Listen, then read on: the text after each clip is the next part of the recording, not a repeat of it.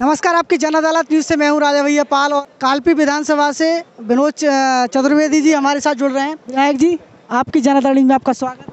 धन्यवाद, बहुत बहुत धन्यवाद आपका। बुंदेलखंड के अंदर देखा जाए तो अब की बार समाजवादी पार्टी पूर्ण रूप से फेल हुई है और आपने संघर्ष किया है, आप जीते हैं, क्या कहना चाहेंगे, क्या कारण रहा? नहीं, वैसे फेल तो नहीं कह सकते, क्योंकि बुंदेलखंड में 7 सीटें आई थी इनकी 2012 में और अब 3 सीट है। तो लेकिन वोट परसेंटेज हमको बहुत अच्छा मिला। ये बात सही है कि हमको जो सफलता मिलनी चाहिए वो नहीं मिली, लेकिन ऐसा नहीं है कि हमारा जो वोट है, जो पूरे यूपी में पहले 28% में हमने सरकार बनाई थी माननीय अखिलेश जी ने, और अब 36% वोट मिला। तो इतना वोट बढ़ा, लेकिन सफलता नहीं मिली। ये ज़रूर विषय है सोचने का, लेकिन ऐसा नहीं है कि हमें पहले हम 47 सीट पे जीते थे, आज 111 सीटें जीते हैं। तो निश्चित ही, लेकिन जनमत ये कह रहा था कि सरकार सपा की बनेगी, लेकिन वो जनमत जो सड़कों पे दिखाई दे रहा था वो बाद में क्या हुआ है, ये तो हम लोग अभी उसका विषय है कि कैसे हम लोगों को कमज़ोर हुए। वैसे तो अगर हम देखें तो 85 सीटें ऐसी हैं जो हम 100 वोट से लेके 1500 वोट के बीच में हारे हैं।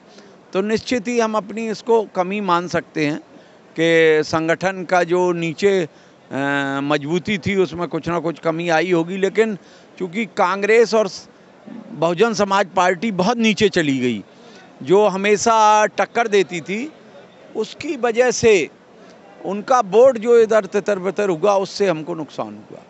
इसलिए जनता ने हमको मैंडेट दिया है, विरोध में बैठने का हम संघर्ष करेंगे। विनोद चतुर्वेदी, बुंदेलखंड में देखा जाए तो आप ब्राह्मणों के बड़े नेता के रूप में आज समाजवादी पार्टी में निकले हैं, तो क्या समाजवादी पार्टी आपको कोई जिम्मेदारी सौंपेगी विपक्ष में? अब ये तो राष्ट्रीय अध्यक्ष जी का अपना सोच है और हमें जो सौंपेंगे उसको हम पूरा करेंगे। निश्चित ही जो भी जिम्मेदारी मिलेगी उसको पूर्ण करेंगे। सबसे बड़े मुद्दे क्या हैं जो आप सत्ता पक्ष के सामने विधानसभा में उठाएंगे?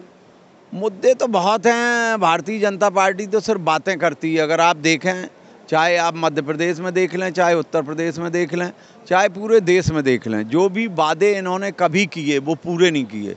ये वादा सिर्फ करते हैं और फिर उसके बाद उस वादे पे खड़े नहीं होते, आगे दूसरा वादा करते हैं, फिर उस पर खड़े नहीं होंगे, तीसरा वादा करते हैं। ये मतलब भावनाओं से खेलते हैं। ये ऐसी चीज़ कहेंगे जिससे वोटर जो है सेंट्रलाइज हो। ये काम पे कहाँ विश्वास करते हैं। आप इनका काम देखिए, हमारे ज़िले को ले लें या प्रदेश को ले लें, कहीं कोई विकास नहीं। माने एक इंडस्ट्री नहीं लगी, एक विद्युत की कोई परियोजना शुरू नहीं हुई, कोई ऐसा काम नहीं कह सकते कि इन्होंने अलग से किया हो। जो पुराने काम थे उन्हीं को बस गिनाते रहते हैं, उन्हीं का फीता इन्होंने ज़रूर काटा है। बकाया तो इनका कोई ग्रास रूट पे काम नहीं। हाँ, ये हिंदू मुस्लिम ज़रूर करते हैं। ये इनका एक जो एजेंडा है, ये धर्म के नाम पे हमें बांटना चाहते हैं।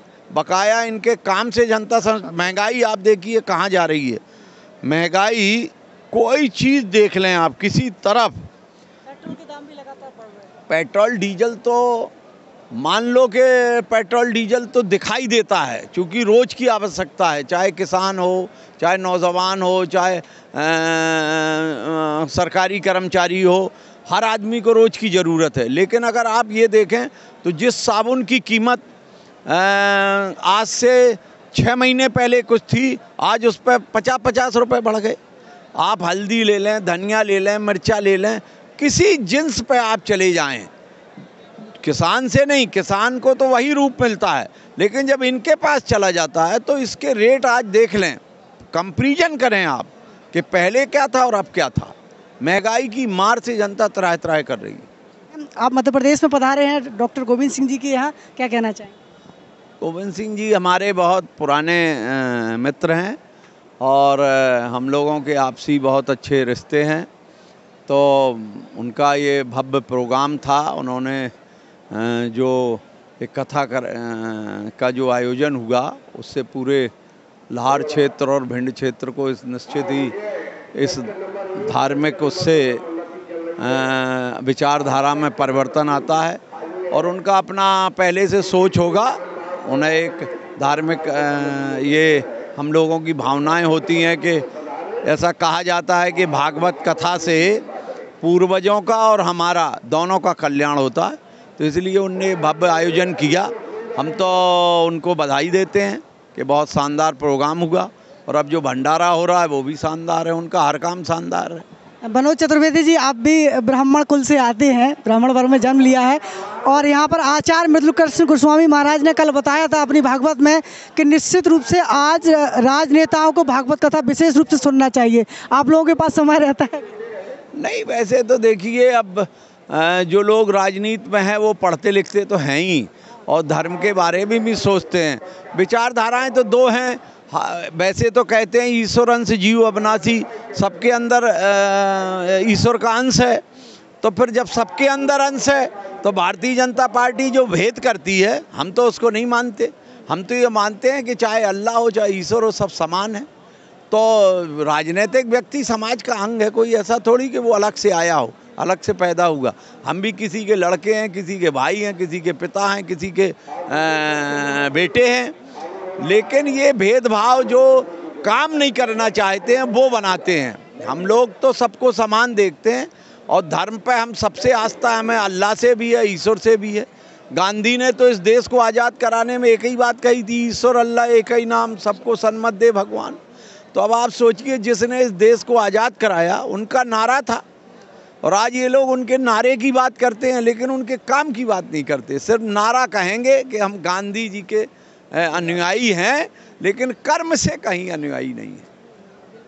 तो मोदी जी भी अपनी सभाओं में कहते हैं कि हम हिंदू राष्ट्र बनाना चाहते हैं, तो और लोग कहाँ चले जाएंगे? मुसलमान, सिख, ईसाई, इनका क्या हो? अब वो तो देखो, ये उनकी विचारधारा है, वो कहते हैं। लेकिन इस देश में तो कई परिवर्तन देखे हैं। यहाँ मुगलों को देखा, अंग्रेज़ों को देखा, प्रजातंत्र को देखा, कांग्रेस देखी, और भी सरकारें देखी। ये भी सरकार देखेगी जनता, आगे क्या होगा देखते जाओ। इस पे क्या कहा जा सकता। ये तो हम लोग ईश्वरवादी हैं, तो ईश्वर को मानते हैं, जो वो चाहेंगे होगा। अगर वो ये मानते कि हमें ईश्वर है, तो फिर जो उनमें मन में आए करके देखे। तो मोदी युग का अंत कर पाएंगे आप लोग? देखिए, भारत, अगर आप इतिहास देखें तो हिंदुस्तान की जनता वो सही समय पर सही निर्णय देती है। हमेशा जो यहाँ कट्टरवादिता में गया, आखिरी पर निर्णय आपने देखा होगा। इमरजेंसी में माननीय इतनी तगड़ी नेता थी इंदिरा गांधी, उस टाइम तो इतना सब कुछ था नहीं, ना प्रेस थी ना कुछ था। लेकिन जनता ने जब ये समझ लिया तो ऐसा निर्णय दिया, खुद चुनाव हार गई। तो अहंकार यहाँ किसी का रहा नहीं। अब किसी को रहेगा तो समय भले लगे, लेकिन समय के रहते वक्त निश्चित बदलेगा, ऐसा हमारा मानना है। सवाल करना चाहेंगे मनोज चतुर्वेदी जी, कालपी विधानसभा ने आपको जिताया है, कालपी की जनता ने। कालपी के लिए विशेष रूप से आपके मन में क्या है? भाई, वहाँ कालपी तो देखो वैसे भी ऐतिहासिक नगरी है। कालपी को अगर देखें तो द्वापर में कालपी में वेद व्यास जी जिन्होंने ये कथा हुई है, रचना की भागवत की, वो कालपी नगरी है। और अगर कलयुग में चलें तो अकबर के सलाहकार जो बीरबल थे वो कालपी में पैदा हुए। तो कालपी पौराणिक नगरी है। वहाँ जो आज के समय में स्वास्थ्य पर या सड़क पर इनके निर्माण की आवश्यकता है, उसके लिए हम संघर्ष करेंगे। और जो बीहड़ पट्टी है, पहले से भी रोडों का विकास तो किया गया हमारे यहाँ, जब 10 उन्मूलन होता था। जो रोडें नहीं हैं उसके लिए हम संघर्ष करेंगे, काम करेंगे। जनता ने जो हम पे विश्वास जताया है, हम निश्चित ही ईश्वर से भी प्रार्थना करते हैं और जनता से भी कहते हैं कि हम आपका काम पूरा करेंगे, जो आप हमने हमसे विश्वास दिखाया। के प्रोजेक्ट है पाल ढाबा, जब भी खाइए अच्छा खाइए, लजीज भोजन एवं स्पेशल लस्सी के लिए तत्काल संपर्क करें। पंडोखर धाम से 2 किलोमीटर दूर, समतरतराहा, बीसलपुरा गांव, पंडोखर धाम। इसको लगातार बढ़ाते रहिए, जुड़े रहिए आपकी जनार्दन के साथ। नमस्कार। Evergreen colours India private limited, रंग है तो जीवन है। Stay home, stay safe.